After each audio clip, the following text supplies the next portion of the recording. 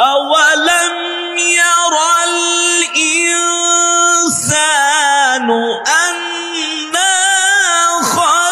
خلقناه من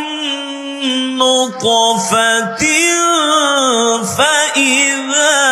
هو خصيم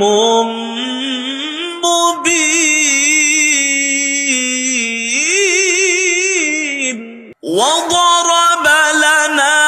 مثلا ونسي خلقه قال من يحيي العظام وهي رميم